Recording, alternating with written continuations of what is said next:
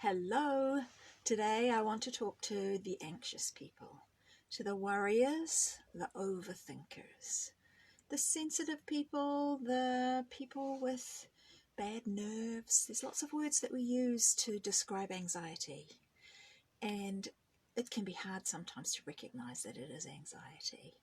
I know for many years I called myself a worrier and an overthinker. I recognized those different states of mind, but I never recognized them as anxiety.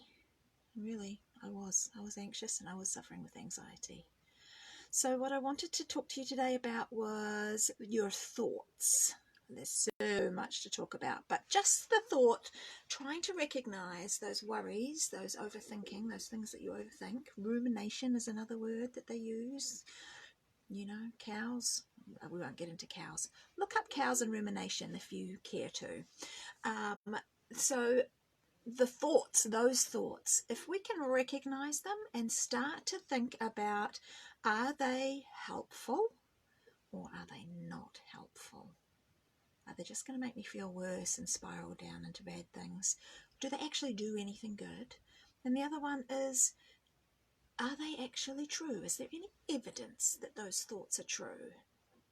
Now, there's lots of different kinds of anxious thinking that we can do, and this isn't going to help with everything, but the being aware is really important. You can't change anything that you're not aware of.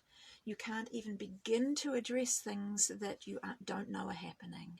And so you have to spend some time being aware. And usually with my clients, when we find a new topic, a new thing that we're looking at, the first goal, the homework for the first week is just noticing. You don't have to change your behavior. You don't have to change your thinking. You don't have to work on that. You just have to notice it happening. Notice how often it happens. Notice when it happens. And in this case, I want you to notice your thoughts and have a think. Are they helpful or unhelpful? Can you even tell? Is that an easy question to ask, an easy question to answer? You'll have to notice and find out. And maybe it's the kind of question you can ask, is it true? Is there anything I can actually do about it? Is it true? Is there evidence? I just threw another question in there. Is there anything I can do about it that isn't really about is it true? So just pretend I didn't say that. So is it true? Is there any evidence that it is true? Would other people say that that thing is true? If I ask someone I trust, if I ask someone who loves me, would they think that thing is true? So that's kind of an action, really. That's not just a noticing. I'm probably being a little bit confusing there. Sorry about that. And then I did throw in that other question, is there anything I can actually do about it? Or is it completely out of my hands? So that's 3 questions. But the first step is to notice those thoughts and start to analyze them a little bit with those questions. Is it helpful or is it unhelpful?